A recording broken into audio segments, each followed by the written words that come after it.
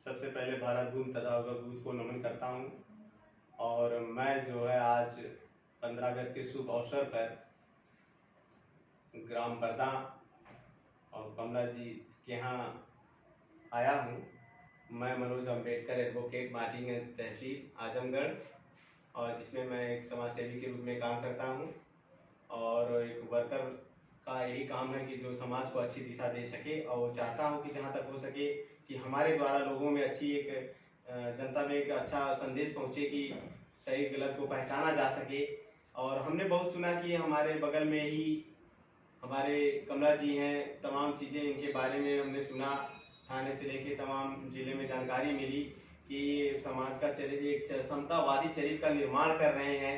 तो मैं ये सब जानकारी लेने के लिए स्वयं इनके यहाँ आया हूँ, और ये चीज़ इनसे खुद जानना चाहता हूँ कि क्या आप समतावादी जो चरित्र निर्माण कर रहे हैं इसमें कहाँ तक की सच्चाई है।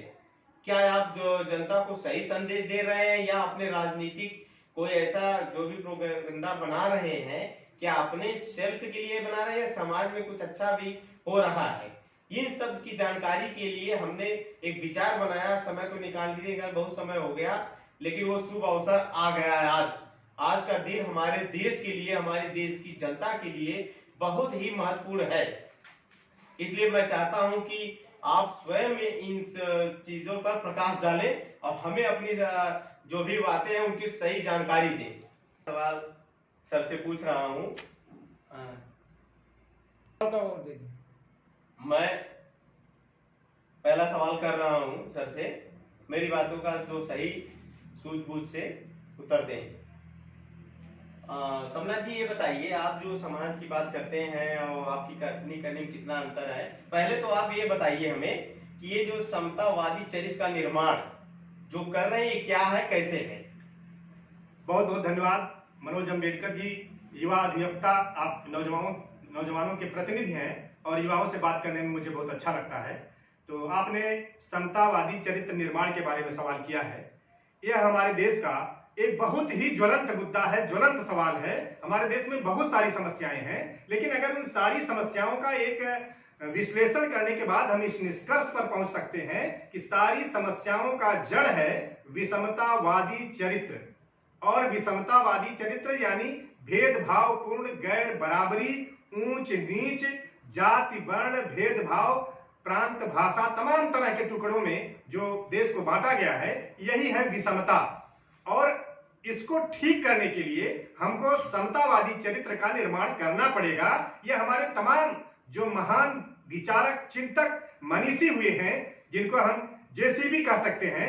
मैं कहता हूं कि अगर जेसीबी चला दिया जाए इस नए जमाने में तो शायद समतलीकरण का, समता का एक बेहतरीन वातावरण हो सकता है। आप सवाल करेंगे जेसीबी क्या है, तो जे से ज्योतिबा राव फूले, और सी से छत्रपति साहू जी महाराज, और बी से बाबा साहब भीमराव अम्बेडकर। ये तीनों हमारे इतिहास के एक ऐसे व्यक्तित्व हैं कि इनके व्यक्तित्व से शिक्षा लेकर के हम समतावादी चरित्र का निर्माण करने का काम कर सकते हैं। तो क्या कहा इन लोगों ने, ये इनके जब काम को आप देखेंगे, ज्योतिबा फूले को देखेंगे तो उन्होंने तत्कालीन उस समय की सती प्रथा से लेकर के, जातिवाद से लेकर के, विधवा विवाह से लेकर के, और जो अवैध बच्चे पाए जाते थे उनके लिए पालना गृह चलाने तक का काम करके एक बड़ा उदाहरण पेश किया। और एक विधवा औरत के बच्चे को गोद लेकर के, अपना बच्चा नहीं पैदा किया, उस विधवा बच्चे के को गोद लेकर के उस बच्चे को, जिनका नाम यशवंतराव था, और उनको शिक्षित करके आगे बढ़ाया। एक उदाहरण पेश किया, काम से, केवल बात नहीं, ऐसा ऐसा काम किया। सावित्रीबाई फूले उनकी जीवन संगिनी ने उनके साथ रह करके जो उदाहरण पेश किया है, वो शिक्षा की देवी बन गई और प्रथम महिला शिक्षिका बन करके आज वो भारत रत्न के दावेदार दोनों लोग हैं। मैं समझता हूं कि भारत रत्न उनके सामने छोटा है, और सरकार को, समाज को आगे बढ़ करके वो भारत रत्न है ही, इसमें कोई शक नहीं है। दूसरा नाम जो चर्चा में आया, छत्रपति साहू जी महाराज। उस समय कोल्हापुर नरेश ने जिस तरह से समाज के लोगों को आरक्षण की बात सोचा कि जो हमारे समाज के लोग वंचित रह जा रहे हैं, जो मेन भागीदारी में मूल धारा में नहीं आ पा रहे हैं, उनको हम आरक्षण देकर के बराबरी के स्तर पर ले आए। और उन्होंने एक अछूत कहे जाने वाले व्यक्ति से चाय की दुकान करवा करके और वहां स्वयं चाय पीने जाते थे और इस व्यवस्था को तोड़ने का काम किया कि छुआछूत जैसी चीजें हमारे समाज की कलंक है वो न रहने पाए। और बाबा साहब अम्बेडकर जो ज्ञान सूर्य के रूप में आज पूरी दुनिया में स्थापित हैं, जो जिनके मुकाबले के व्यक्तित्व दुनिया में गिने चुने उंगलियों पर है और उनके बारे में कहीं कोई शक नहीं रह जाता, ऐसे महान व्यक्तित्व के हम ऋणी हैं। और ये जेसीबी से हम पूरे समाज में समतावादी चरित्र निर्माण कर सकते हैं। उनकी किताब जाति को कैसे समाप्त किया जाए, उसमें तमाम ऐसे मुद्दे आए हैं कि हम रोटी बेटी के संबंध स्थापित करके एक दूसरे के प्रति कोई भी भेदभाव न रहे, हम शादी विवाह भी करें सभी जातियों में। यह जाति मनुष्य द्वारा बनाई गई है, यह कुदरती कुछ नहीं है। तो हमको सबके साथ एक प्रेम, भाईचारा, बंधुत्व का विचार का स्थापना करना पड़ेगा, क्योंकि जहां विषमता होगी वहां भेदभाव होगा, भेदभाव होगा तो एक दूसरे से द्वेष भाव होगा, शोषण होगा, अन्याय होगा, अत्याचार होगा, फिर वहां अशांति होगी और कोई सुख चैन से नहीं रह सकता। चलिए, ये तो बात हुई समतावादी या चरित्र निर्माण की, बहुत बढ़िया लगा। दूसरा मेरा ये सवाल है कि जैसे आप जो भी ये कार्य कर रहे हैं, क्या आप अपने व्यक्तिगत फायदे के लिए कर रहे हैं या समाज के लिए कर रहे हैं? जैसा कि लोगों में कहना है कि ये जो है तमाम जो पाखंडवाद के खिलाफ जो एक दिखावा है। बहुत सही सवाल आपका है। मैं बिल्कुल खुली बात कहना चाहता हूं कि देखिए, सबसे ज्यादा फायदा तो मुझे खुद मिलता है। मैं व्यक्तिगत फायदे के लिए सबसे पहले काम करता हूं, क्योंकि जब मैं अच्छा काम करता हूं तो मेरे मन को सुकून मिलता है, मुझको रात की नींद अच्छी आती है, मुझे मजा आता है, खुशी होती है कि आज मैंने अच्छा काम किया। इसलिए सबसे पहले मैं अपने व्यक्तिगत फायदे के लिए काम करता हूं। और दूसरे नंबर पर मेरे मन में यह पीड़ा होती है कि मेरे वो भाई जिनके अंदर सुविचार हैं, जो अच्छे हैं, जो सज्जन हैं, देश की क्या दुनिया की सारी सज्जन शक्तियां एकजुट हों, संगठित हों, आगे बढ़े, उनके चेहरे पर जिस दिन मुस्कान आती है, जिस दिन वो अच्छा महसूस करते हैं, उस दिन मैं भी फील गुड करता हूं, उस दिन मुझे भी अच्छा लगता है।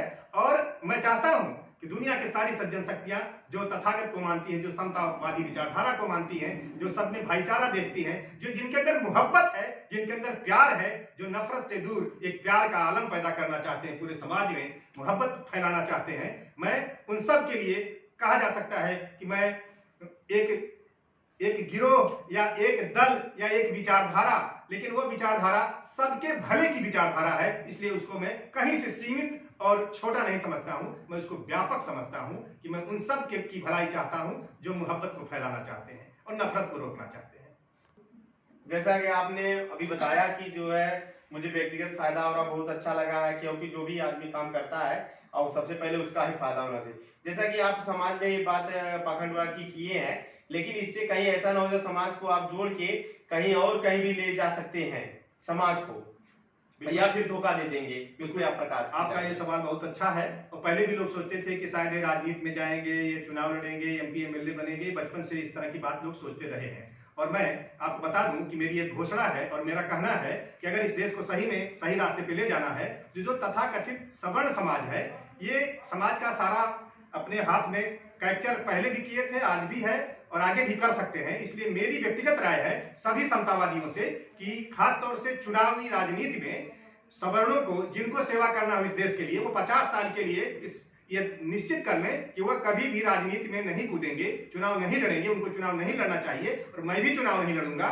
मैं इस घोषणा के साथ आया हूं। और जिनके भी सवर्णों में भी हृदय होता है, तमाम ज्योतिबा फुले ने अपनी पहली किताब को उनके लिए समर्पित किया था, अमेरिका के उन श्वेतों को जिन्होंने अश्वेतों के लिए अपनी लड़ाई लड़ी थी।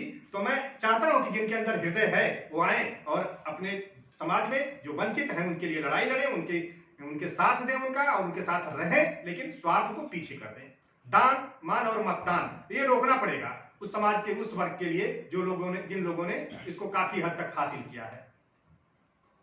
मेरा अगला सवाल, जैसे कि आपने अभी जानकारी दिया कि मैं राजनीति में नहीं हूँगा, ठीक है, लेकिन मैं ये चाहता हूँ कि लोग कहते कुछ है करते कुछ है। आप कह रहे हैं कि राजनीति में जो ही आपका पल्ला भारी हो सकता है, आप फिर ऐसा काम कर देंगे, किस बात के लिए गारंटी हम लें या आप गारंटी दे सकते हैं? देखिए, मैं उस विचारधारा का नहीं हूं कि सीना फाड़ करके दिखा सकूं। और मैं कहता हूं कि अगर मान लीजिए मैं ये जो कह रहा हूं उस बात से मुकर जाऊं, उलट जाऊं, बेईमानी कर जाऊं, तो भी मैं क्या बिगाड़ सकता हूं समाज का? समाज जागरूक हो, अगर मेरे लोग मजबूत हो जाएंगे तो जिस दिन मैं खड़ा होऊंगा उल्टा करने के लिए, मेरा कान पकड़ करके मुझसे सवाल पूछ सकते हैं। और अगर न भी ऐसा हो, मान लीजिए मैं सब कुछ उलट करके आज मेरा हृदय परिवर्तन हो जाए, मैं बदल जाऊं, मैं स्वार्थ पर उतर आऊं, तो आके क्या कर लूंगा? मान लीजिए मैं इस देश का प्रधानमंत्री हो जाऊं तो क्या बिगाड़ लूंगा इस देश का? देश के लोगों को ऐसी ताकत से लैस कर देना है कि मैं प्रधानमंत्री होकर भी आपका कुछ न बिगाड़ सकूं, और कुछ तो मेरे अंदर नैतिकता जिंदा होगी, और अगर नैतिकता जिंदा होगी तो कुछ अच्छी करने की कोशिश हमारी होगी। जैसा कि अभी जो भी हमने प्रश्न किया उसका उत्तर बहुत बढ़िया लगा और बहुत अच्छी सोच है। ये बताइए सर कि जो आज से 1 वर्ष पहले आपने एक पाखंडवाद के खिलाफ जो कार्यक्रम किया था और उसमें बड़ा बवाल भी मचा, थाना से लेके पब्लिक में बहुत बुरा असर पड़ा या बुरा भला जो भी असर पड़ा, तो 2-4 दिन में वो जूतियां फिर आने वाली है, इस पे आपका क्या प्रकाश रहेगा और कैसे इन पाखंडवाद से जनता को निकाला जाए ताकि एक अच्छी राह पे लोग चलें और बातों को समझे? ये हमारा आपसे प्रश्न है। देखिए, जब मैं और मेरे जैसे लोगों को लोग कई बार समझते हैं कि मैं भगत सिंह के रास्ते पर हूं, तो ये मैं साफ कर देना चाहता हूं, भगत सिंह ने साफ कहा था कि इंकलाब और क्रांति का मतलब कभी भी हिंसा और खून खराबा नहीं होता है, वैचारिक परिवर्तन होता है। और भगत सिंह ने जो बम फेंका था, किसी की हत्या करना, किसी को मारना कोई उनका उद्देश्य नहीं था, केवल लोगों को जागृत करना, लोग उनकी बात सुनने के लिए तैयार हो जाएं, इसके लिए एक पृष्ठभूमि थी और कुछ भी नहीं था। तो हम बड़े सीधे हैं, बड़े सज्जन हैं, बड़े सरल हैं, बहुत महान काम करना चाहते हैं और हमको सुनता कोई नहीं। तो सवाल यह है कि आज मैंने जब इस तरह की बातें अपनी समाज में रखी, थोड़े से लोग हो सकता है मेरे भाई जो मेरे ही हैं, अपने हैं, बिल्कुल मैं उनको अपना मानता हूं, और अपने विरुद्ध जो लोग सोचते हैं, जो मुझसे नहीं मेल खाते हैं, वो भी मेरे अपने हैं। मैं उनसे संवाद करना चाहता हूं। संवाद होगा कैसे? संवाद यहीं से शुरू होता है। चाहे कई बार अपने हंसी खुशी या हंसने की भाषा में हम कहते हैं कि झगड़ा जिससे होता है उससे दोस्ती बहुत बढ़िया हो जाती है। तो कहीं से बातचीत, चर्चा शुरू होनी चाहिए, बस शुरू करने की देर है। एक बार एक मायावती जी से किसी ने सवाल किया था कि आप गांधी जी के खिलाफ बोलती हैं तो क्या होता है, आप क्यों बोलती हैं, क्या फायदा है? उन्होंने कहा कि मैंने जितना ही बोला उतना ही जनता ने मुझको लाइक किया, और मैं एमएलए और एमपी के चुनाव हार जाती थी और आज मैं मुख्यमंत्री के पद पर हूं। तो सवाल यह है कि हम कहां से चले और हमारी नीयत क्या है, उद्देश्य क्या है? शब्दों पर मत जाइए कि मैं क्या बोला और क्या कहा। मेरा उद्देश्य निश्चित तौर से उन सभी लोगों की भलाई है जो कहीं से उसमें भेदभाव नहीं है, पूरे सर्व समाज की चिंता है। लेकिन हमारे साथ बहुसंख्यक समाज के लोग जागृत हो रहे हैं, चेतना आ रही है, वो आगे बढ़ रहे हैं। इस बात का मुझे बहुत फख्र है, बहुत खुशी है कि हमारे नौजवान इस बात को समझने लगे हैं और हम निश्चित कामयाब होंगे, हम मंजिल पर पहुंचेंगे, हमारा देश एकता की तरफ बढ़ेगा और हम इस देश को आजादी की तरफ ले जाएंगे और जंगे आजादी हमारी चलती रहेगी। गरीबी के खिलाफ, अशिक्षा के खिलाफ, ये बीमारियों के खिलाफ और जो भेदभाव है, जो अन्याय है समाज में, इन सब के खिलाफ यह जंग चलता रहेगा और हम इसको जीत कर ही दम लेंगे, लड़ेंगे, जीतेंगे, लड़ेंगे, जीतेंगे। रही बात ज्यूतिया की, तो ज्यूतिया के सवाल पर मैं कहना चाहता हूं कि उसका मतलब है कि हमारे बच्चे, हमारे पुत्र जीवित रहें, सुरक्षित रहें, इसके लिए एक त्योहार मनाया जाता है। और रोज हमारे बच्चे बड़ी संख्या में बीमारी से, कुपोषण से उसका शिकार होकर के मर रहे हैं। तो हमें अपने बच्चों को बचाने के लिए उनको भोजन देना होगा, संतुलित आहार देना होगा, उनको दवाओं की सही व्यवस्था करनी होगी और हर पर उनके लिए सचेत और जागरूक रहना होगा। उन माताओं से, उन बहनों से मैं कहना चाहता हूं, हाथ जोड़ के निवेदन करता हूं कि वह किसी भ्रम में न रह करके अपने बच्चे का खुद अपने हाथों से परवरिश करें, उसको बचाएं। और केवल पूजा करने से अगर हम बैठ जाएंगे पूजा करके कि पूजा करने से हमारे बच्चों की सुरक्षा हो जाएगी, तो हमारे देश में बहुत बड़ी संख्या में हमारे बच्चे रोज मर रहे हैं, पहले भी मर रहे थे, आगे भी मरते रहेंगे। और जब तक हम जागरूक होकर के उनकी असली अपने पुत्रों की सुरक्षा के लिए शिक्षा, विज्ञानवाद, समझदारी, दवा, चिकित्सा की तरफ नहीं आएंगे, तब तक इन सवालों का कोई जवाब नहीं मिलेगा। और मैं चाहता हूं कि इस तरह के अपने पुत्रों को जीवित रहने का ये वैज्ञानिक सोच अपने में लोग विकसित करें और केवल एक दिन नहीं, हर दिन 365 दिन वो अपने पुत्रों को सुरक्षित रखने का काम करें, पुत्रियों को सुरक्षित रखने का काम करें। मैं यही निवेदन करता हूं और यही मेरी दृढ़ इच्छा है कि इस बात को लोग समझें। अगर किसी को मेरी इन बातों से किसी की भावनाओं को ठेस लगती है तो मेरा ये उद्देश्य नहीं है, लेकिन अगर सच नहीं बताऊंगा तो मेरी आत्मा और परमात्मा की बात तो मैं नहीं करता, लेकिन अगर मैं सही बात नहीं करूंगा तो कुदरत ने जो मुझको दिया है उसके प्रति मेरे मन को ठेस लगेगा, मेरा मन आहत होगा कि मैं बेईमान हूं, मैं सही बात नहीं बता सकता, या मैं कायर हूं, या मैं मक्कार हूं, मैं गद्दारी कर रहा हूं इस देश और समाज के साथ। मुझे ऐसा लगता है।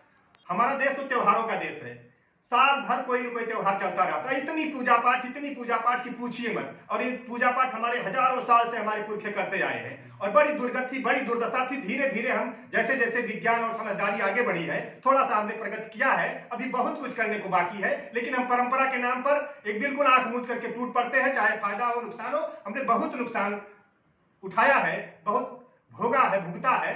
तो आज हमारे देश में बहुत सारे इस तरह के त्योहार, भी कोरोना जैसा एक भयानक बीमारी आई जिसके सामने आज सारे पूजा घर, सारे इबादत घर, सारे जवाब दे गए, सबको बंद कर दिया गया, सबको अल्कोहल से सैनिटाइजर किया जा रहा है, जिसको अधिकांश मजहब में मना किया गया है, गलत माना गया है, लेकिन यही सब हो रहा है। तो आज सवाल है कि कोरोना माई भी हमारे देश में पूजी जा रही है, 9 ठो लवंग और क्या क्या नींबू मिर्चा सब चढ़ाया जा रहा है। क्या इससे हमारा भला हो जाएगा? कुछ लोग मानते हैं कि ये हो जाएगा, वो हो जाएगा।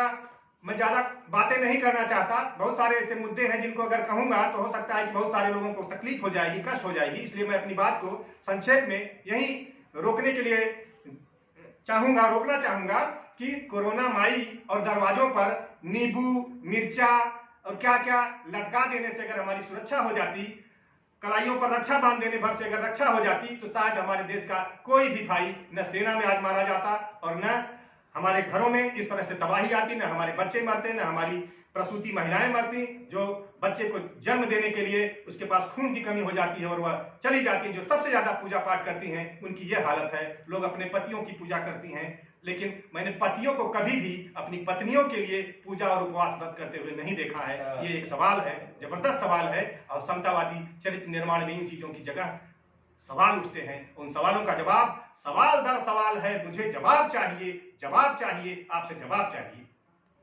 मेरा आखिरी सवाल रहा है कि आप आज 15 अगस्त के मौके पर, स्वतंत्रता दिवस के मौके पर समाज को क्या दिशा निर्देश देना चाहते हैं और कैसे मान लीजिए हमारा देश जो है इस पाखंडवाद से मुक्त होगा और समाज आगे की ओर अग्रसर होगा, इसका बताएं।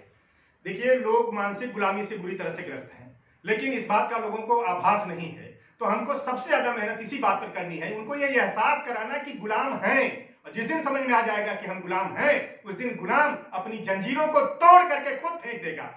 इस जंजीरों को तोड़ के खुद फेंक देगा। जरूरत है उसको इस बात का एहसास कराने का कि वह गुलाम है, और जब तक वह गुलाम अपने को गुलाम नहीं महसूस करेगा तो वह पड़ा रहेगा। तो सोचेगा कि सब कुछ तो ठीक ठाक है, कहीं कोई गड़बड़ी तो नहीं है, कोई समस्या तो नहीं है। बस गुलामी का एहसास और जंजीरों को तोड़ करके बिल्कुल उससे मुक्त हो जाना, यही जरूरत है, और ऐसी ही मुक्ति की हम कामना करते हैं इस आजादी के पर्व पर। और आजादी का पर्व अधूरा है। मैं उम्मीद करता हूं कि हम इस आजादी के मिशन को पूरा करेंगे और हम मानसिक गुलामी से जिस दिन आजाद होंगे उसी दिन हमको आजादी का असली त्योहार मनाने का मौका मिलेगा। आज स्वतंत्रता दिवस के मौके पर जो बातचीत हमसे हुई कमला जी सर से, बहुत अच्छा लगा है। समाज के प्रति बहुत अच्छी सोच है। अगर इनके बताए हुए कहते हैं ना कि बताए हुए रास्ते पर अगर हमारा देश, हमारी जनता अगर चलती है तो उनका विकास होगा। पाखंडवाद के खिलाफ जो भी कार्रवाई की इनके जरिए जो जानकारी मिली है बहुत ही अच्छी है कि लोग खुद जाने, बच्चों को पढ़ाई लिखाएं और अच्छा वैज्ञानिक, डॉक्टर, इंजीनियर बनाते हैं लोग, तो उन्हीं से उनका विकास होने वाला है। और रह गई ये जो जितिया वाली बात इन्होंने कहा, किसी की धार्मिक व्यवस्था वाली जो चीजें बताई गई हैं कि अगर हमारे ये बच्चे अगर जितिया भुगने से अगर इनका कल्याण हो जाता है तो हमारे देश के लोग क्यों इस तरह परेशान होते हैं, क्यों डॉक्टर बड़े बड़े मेडिकल जो साइंस में जाते हैं इलाज करवाने के लिए, तमाम ये चीजें, इसको जानिए और ज्यादा से ज्यादा जागृत होइए। और जो भी कह रहे हैं सही, मुझे बहुत अच्छा लगा आज मिल के स्वयं इनकी जानकारी ली गई है, और कि ये चीजें हैं ना ही राजनीति से जुड़ी है ये सब चीजें, ना ही किसी को मान लीजिए फरमाने की बात है। यहाँ जो भी सत्यता है, आज मैं स्वयं जानकारी लिया हूँ, बहुत अच्छा लगा। और समतावादी चरित्र का निर्माण तो हर व्यक्ति को करना चाहिए कि चरित्र से ही उसकी पहचान है। क्योंकि जो है कितनों रुपया लोग कमा लेते हैं, लेकिन उसका चरित्र अगर सही नहीं है तो वो बेकार इंसान माना जाता है। इसलिए पढ़ाई लिखाई या अनपढ़ व्यक्ति ये सही अगर सोचने की क्षमता, उसकी ब्रेन अगर काम करता है तो आदमी विकास करेगा। आइए हम जागृत होकर क्या करेंगे, जब हमारा पड़ोसी, हमारा देश अगर जागृत नहीं होता तो बेकार है। मेरी गुजारिश ये है कि हमारे देशवासी और जनपद वासियों और तमाम क्षेत्रवासियों से निवेदन है कि कमला सिंह तरकस जी के साथ कंधे से कंधा मिलाकर चलें, इनका सहयोग करें और इसमें विकास ही है समाज का, इसमें कोई बुराई नहीं है और हम लोग सभी लोग साथ मिलकर चलेंगे। धन्यवाद। जय भीम, जय भारत, नमो बुद्धाय, जय चरित्र समता चरित्रवादी निर्माण। आपकी जय हो। आपको बहुत बहुत धन्यवाद। आप नौजवानों के प्रतिनिधि हैं और मैं समझता हूं कि आपकी ये वार्ता आज पूरे देश और समाज के लिए मंगलकारी होगी।